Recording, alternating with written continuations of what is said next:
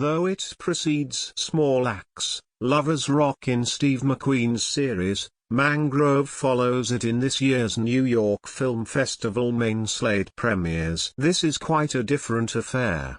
The racist actions and rules that merely peered through the prior film's outpouring of festive joy are now front and center in this riveting courtroom drama.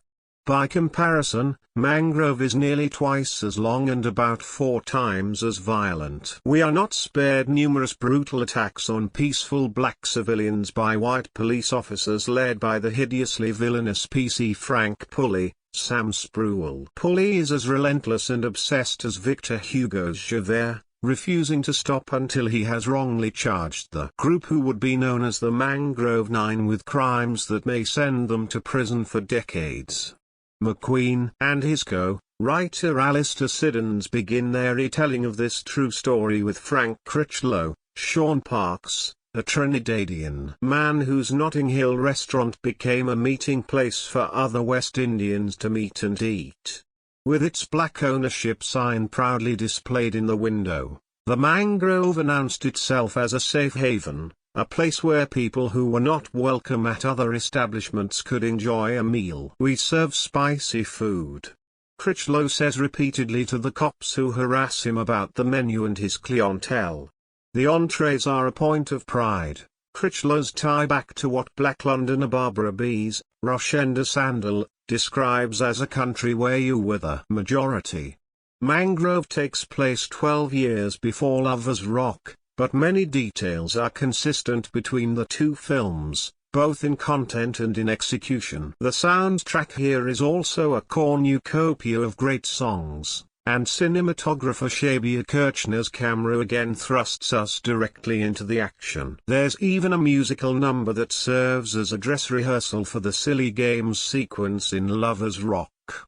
As for its dramatic content, a sense of community anchors the stories.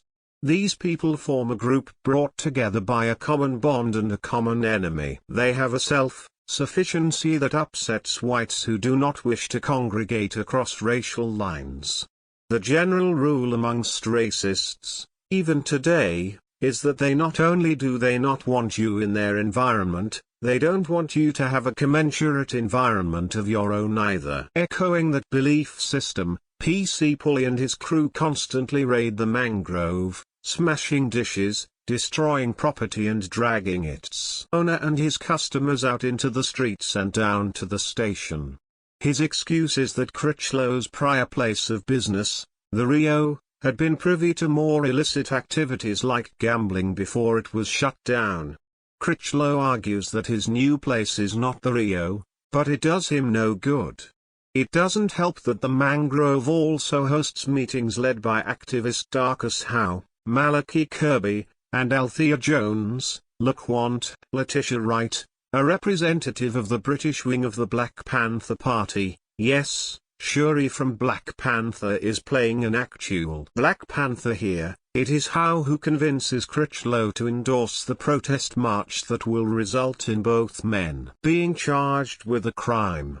The march is meant to call attention to the rampant abuse of power by Pc Pulley and the police, who continue to raid the Mangrove in an attempt to terrorize the patrons and put it out of business.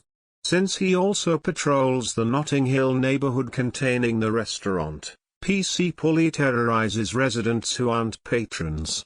He initiates newbies into his patrol by having them kidnap and beat innocent black denizens before arresting them. When relatives file missing person accounts at the police station, their brutalized kin is returned to them as if the entire ordeal had been a joke. The sneering way Spruell plays Pc Pulley might come off as stereotypical at first, but once Mangrove pulls back the curtain on how deeply corrupt the entire justice system is regarding treatment of black people, his attitude and swagger make perfect sense. "The system crooked as a damn ram's horn," yells Critchlow in a moment of frustration.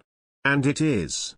As such, Pc Pulley's actions are completely believable. To describe the Mangrove's patrons, he uses words like thugs and troublemakers who should be put down. These are the same words you can hear coming from law and order politicians on your TV if you turn it on right now. You know what the rule's always been: 2 minorities make a couple, but 3 make a riot. The peaceful protest turns violent when the cops and antagonists of the protest collide with the marchers. McQueen's camera is there to record the chaos, throwing the viewer completely off kilter and headfirst into the carnage. In the aftermath, Critchlow, Howe, and Jones-Lecointe are among those charged with a crime that, according to their counsel Ian MacDonald, Jack Lowden, the court doesn't even have to explicitly define.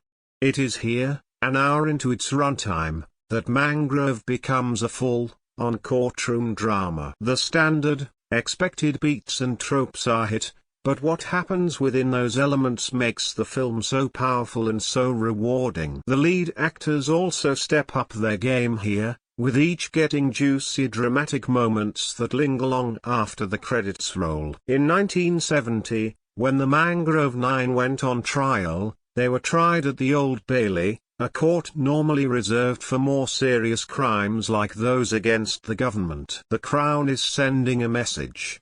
Refusing to know your place in white society is a form of treason. Mangrove doesn't treat MacDonald as the white savior type an American movie would have definitely portrayed him. For starters, Howe and Jones-Lecointe represent themselves in court with MacDonald's guidance, giving voice to the defendants and allowing them to cross-examine witnesses. Lowden plays MacDonald as a conspirator, gleefully sticking it to the stuffy old, outdated and proper British court system. His eyes practically twinkle with mischief at one point. Yet the most satisfying takedowns of the system come from the 2 members who represent themselves. Even the judge, who does everything in his power to prevent a fair trial, can only bend the law so far, leaving Howe to deliver extremely satisfying blows through the loopholes and rules originally designed to keep people like him down. Mangrove is full of memorable characters, from Aunt Betty, Luella Gideon, the big, beautiful cook who ranks on Critchlow and is never seen without a toothpick in her mouth, to the Mangrove patrons who stand by its owner's side. These people are not docile victims. They fight back in numerous scenes. Critchlow argues with Pc Pulley whenever he shows up.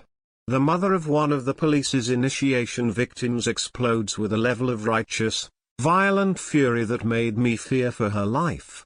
None of the Mangrove Nine look for a white knight to ride in and save them. So many times in movies of this type, black and brown people play supporting roles in their own salvation or defense. To see them in active roles was refreshing and uplifting. Though Wright, Kirby, Sandall and Lowden turn in fine work, the heart of Mangrove beats in Shaun Parkes' performance. As a man older than his activist cohorts, he carries the weight of extra years of battle fatigue. Though proud and strong, those scrapes with the law and their losing outcomes come to bear on him. Parkes balances these 2 halves of Critchlow's persona in 2 very upsetting scenes, one of which takes place in a holding cell and is shot by McQueen through a small slot. The slot serves as a callback to a prior scene involving visibility during Pc Pulley's testimony. The other scene occurs when Critchlow is on the verge of pleading guilty and surrendering to the corrupt legal system that has already ground his resolve down to its very nubs. In both, Parkes' performance is harrowing and heartbreaking. Mangrove takes place in the past, but it feels like yet another evocation of Faulkner's oft-quoted line about that time frame.